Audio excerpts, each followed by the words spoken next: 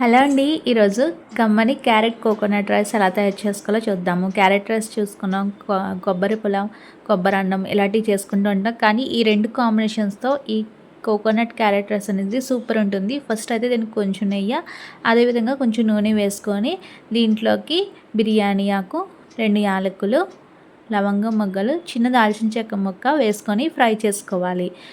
ఈ మాత్రం సరిపోతాయండి బిర్యానీ సామాన్లు. ఇది ఓన్లీ ఫ్లేవర్ గురించి మాత్రమే వేస్తున్నాను. తర్వాత దీంట్లో కొంచెం జీలకర్ర వేసుకోవాలి. ఇది కూడా కొంచెం ఫ్రై చేసేసుకొని ఇప్పుడు దీంట్లోకి ఉల్లిపాయ ముక్కలు, పచ్చిమిర్చి వేసుకొని దీన్నైతే ఫ్రై అవనివ్వాలి. మరీ ఎక్కువ ఫ్రై అవనవసరం లేదండి, కొంచెం కలర్ వస్తే సరిపోతుంది. ఇలాగా ఫ్రై చేసుకున్నాక దీంట్లోకైతే జీడిపప్పు వేసుకోవాలండి. జీడిపప్పు వేయడం వల్ల ఈ క్యారెట్ రైస్ అనేది చాలా బాగుంటుంది. దీన్ని ఫ్రై చేసుకోవాలి. కొంతమంది పల్లీలు కూడా వేసుకుంటారు, అలా కూడా వేసుకోవచ్చు. జీడిపప్పు టేస్ట్ అయితే చాలా బాగుంటుంది. దీంట్లోకి కొంచెం కరివేపాకు కూడా వేసి ఫ్రై చేసుకోవాలి. ఇలాగా కొంచెం ఫ్రై అయిన తర్వాత దీంట్లోకైతే ఇప్పుడు కొంచెం అల్లం వెల్లుల్లి పేస్ట్ వేస్తున్నాను.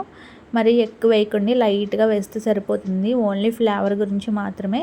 నెక్స్ట్ దీంట్లోకి క్యారెట్ అయితే ఇలాగ మనం హల్వాకి ఎలా కోరుకుంటామండి, సన్నగా తరుగులాగా, అలాగే దీనికి కూడా మనము క్యారెట్ అనేది తురుముకొని ఇలా వేసుకొని ఫ్రై చేసుకోవాలి. దీంట్లోని తొందరగా మగ్గడానికి సాల్ట్ వేసుకుంటున్నాను. వేసుకొని ఫ్రై అవనివ్వాలి. ఇది కొంచెం వేగి మెత్తగా అవ్వాలండి. మనకి కొంచెం స్మాష్ అయ్యే విధంగా, పేస్ట్గా అయ్యే విధంగా చూసుకొని ఫ్రై చేసుకోవాలి. దీంట్లోనే కొంచెం పసుపు కూడా వేస్తున్నాను. వేసి బాగా వేగనివ్వాలి. ఇది మనం సన్నగా తురుముకున్నాం కాబట్టి తొందరగానే వేగిపోతుందండి.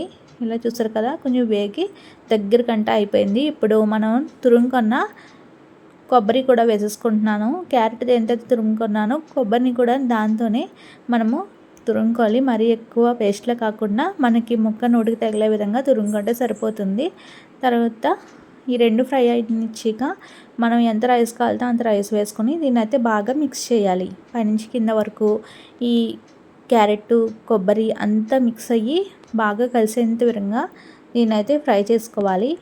అంతేనండి. ఇది బాగా వేగిన తర్వాత దీంట్లోని సాల్ట్ చూసుకోవాలి. నేను వేసిన సాల్ట్ అయితే కొంచెం తగ్గింది, అందువల్ల మళ్ళీ కొంచెం వేసుకొని అడ్జస్ట్ చేసుకున్నాను. ఇలాగా ఫ్రై అవ్వనివ్వాలి. ఈ టైంలో మీరు సాల్ట్ అడ్జస్ట్ చేసుకోండి. ఇంకా ఇందులో కారం కానీ, గరం మసాలా పొడి కానీ ఏమీ వేయకూడదండి. ఇలాగే చాలా బాగుంటుంది.